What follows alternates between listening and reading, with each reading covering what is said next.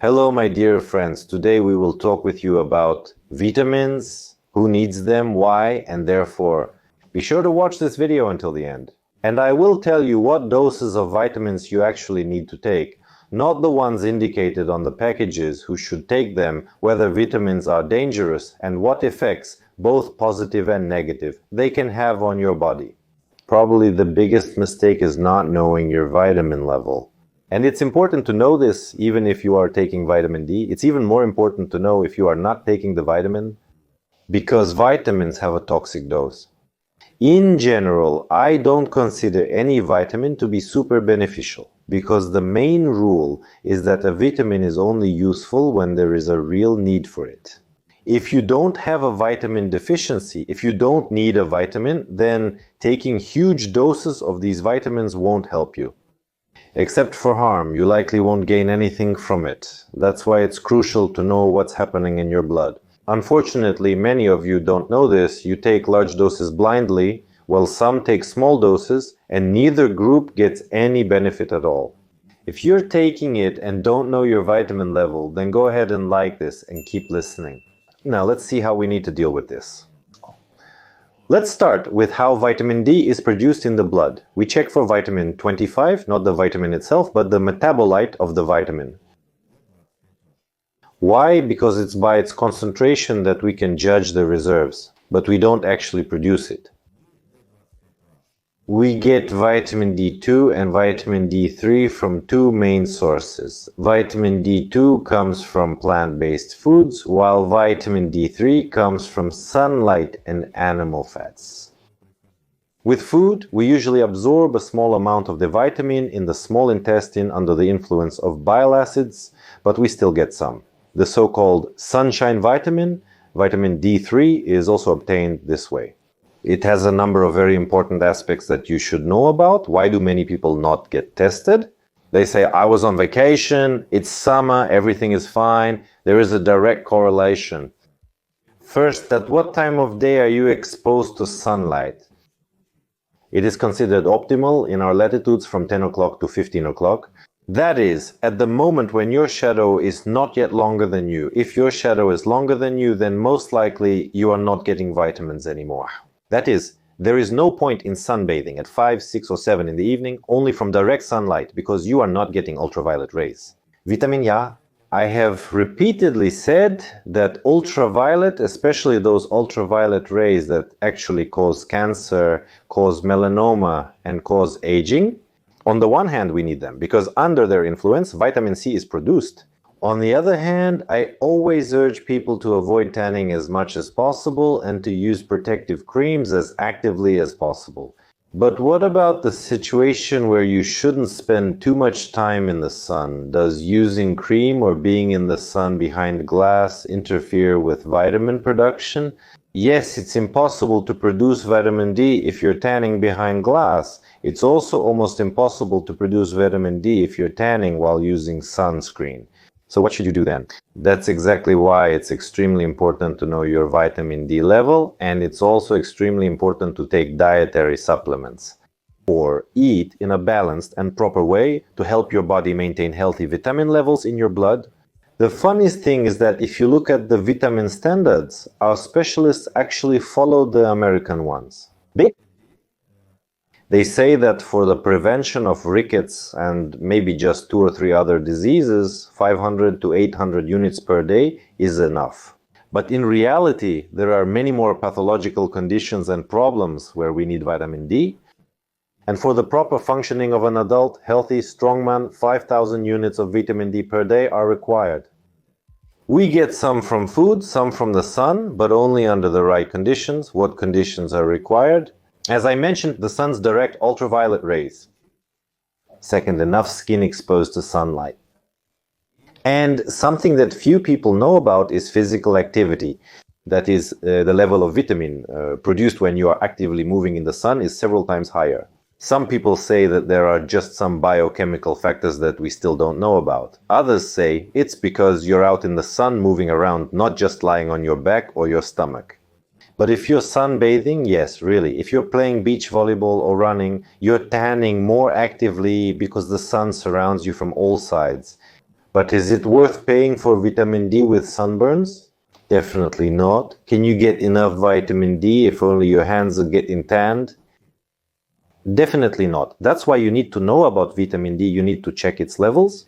Because in the summer, by nature, we were supposed to accumulate it. And in the winter, we were supposed to use it up. But if you take off my surgical gown, take off your clothes, and as they say, send us out as we were born. Like all wild animals walking down the street, lions don't wear coats and penguins don't use air conditioners. Could we survive with you in the latitudes where we are now? Of course not. That's why this theory that in summer we should accumulate and in winter we should spend is actually absurd. In the wild, it wouldn't work like that.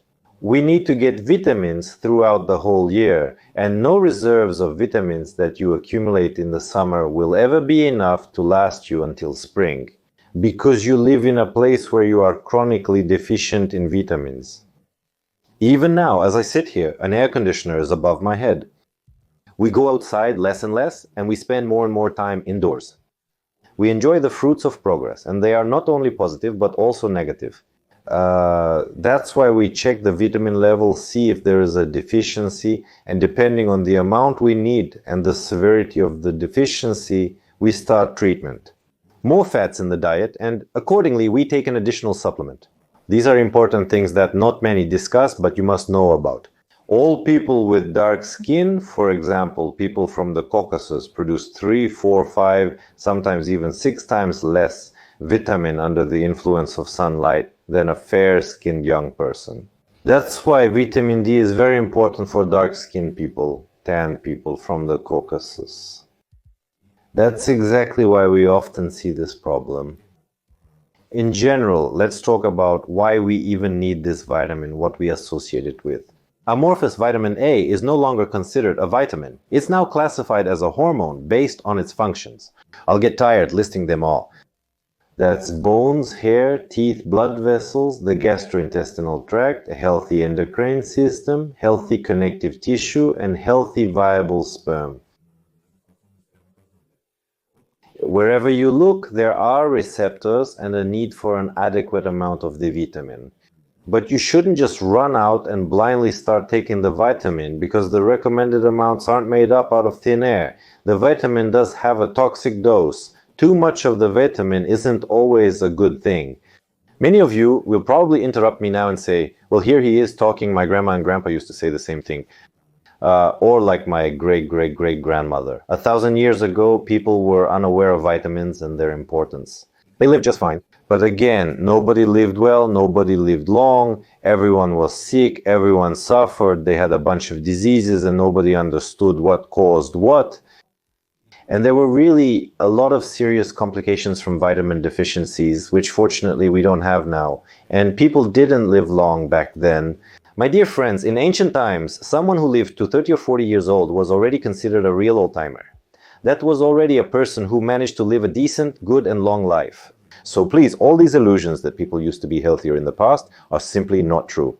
In the past, people experienced higher rates of mortality, illness, complications, and deficiency conditions. Let's end this myth. People were unaware of vitamins in the past, not because life was better, but because they weren't tested for. Yes, as I mentioned, high doses of vitamins can have adverse and even toxic effects. But how is it really? Again, a number of studies show that it's not actually vitamin A that's toxic, but rather a deficiency of vitamin K, which by all symptoms is similar to a deficiency of vitamin D. When you have too much vitamin D, you develop a deficiency of vitamin K and a number of other micronutrients, and your vitamin levels drop. It's very important to take vitamin D together with its so-called friends, that is, with those vitamins it needs in order to be properly metabolized and function in the body, to fulfill its positive beneficial role. Even if you take it for 2, 3, or even 4 months, nothing bad will happen. But if the doses are high, if you take it throughout the whole year, then yes, it's considered that the vitamin is better counted together with the vitamin, but honestly, zinc is also included there. Honestly, magnesium is included there, boron is included there, and sometimes even chromium is on those lists. If we're talking about health, then health ends where hypertrophy begins, whether it's in one direction or the other. Today I will definitely tell you in which blood deficiencies, what doses, and in what regimens you need to take them. And on my Telegram channel, I will definitely post a table that will show in which products and how much vitamin is contained. The link to my Telegram will be under this video in the description. Click, subscribe, and use it for your health. And by the way, guys, tell me in the comments what principle and in what dosages you take vitamin E, and do you even check its level at all? We determine vitamin deficiency by the numbers, by its level in the blood. Well, there are different units of measurement. Let's talk about nanograms per milliliter. Severe deficiency is less than 20. From 20 to 30 is just a deficiency. And above 30 is a conditional norm that still requires maintenance. Here are the three ranges. I will now provide the required vitamin dosage. If Ashi's vitamin level is less than 20 nanograms per milliliter, then the first option is to take 7,000 units daily, preferably in the morning or at the latest during the day. There's an extremely important point that many of you don't know about. Vitamin suppresses melatonin, the production of melatonin, because our body associates vitamin with the sun. And the hormone, as I call it, the sleep hormone, melatonin, therefore will not be produced well. Shallow sleep will prevent you from getting enough rest. That's why it's crucial to take the vitamin early in the morning or during the day. The second option for taking it is 50,000 units weekly for 8 weeks. 50,000 units might seem like a large dose, but it's actually quite small, so there's no need to worry.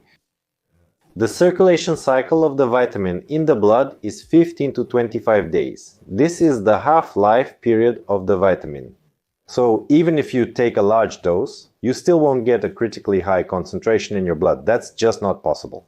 Then any deficiency could be compensated for just by taking a large dose of the vitamin once. But unfortunately, that's not the case. The third option is 150,000 once a month for 3 months, and the last option is 200,000 monthly for 2 months.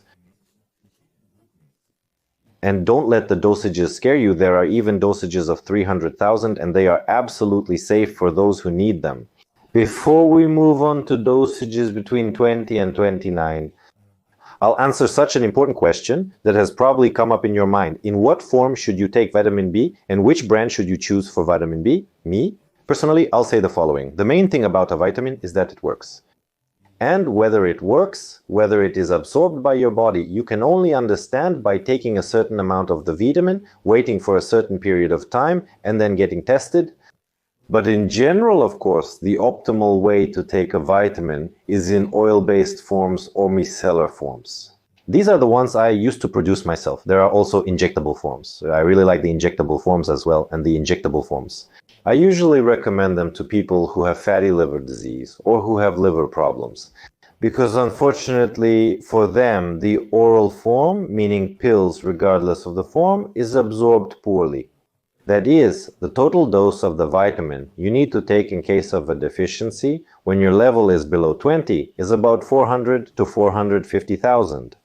The dose you need to take when you're in the range of 20 to 29 is 200,000, and you should also take about this amount over 2 to 3 months. So what are the options for taking it, and in what dosages? You can take 200,000 units at once, you can take 50,000 per week, or you can take 7,000 per day for a month. What dose should you take if your level is above 30? Well, the recommended dose is 2,000 units per day. Everything I've said, remember it, and most importantly, keep in mind that I can't speak for myself, Tianu. I absolutely have to provide references and base my statements on medical research, on guidelines, on recommendations. And so, on the one hand, yes, 1 or 2,000, but my opinion is still a little bit different in some places from what is recommended. For an adult man, 4 to 5,000 per day, not 2,000, 4 to 5,000 per day, especially in winter. That's why the knowledge I'm sharing with you sometimes differs from what I actually want to say or add.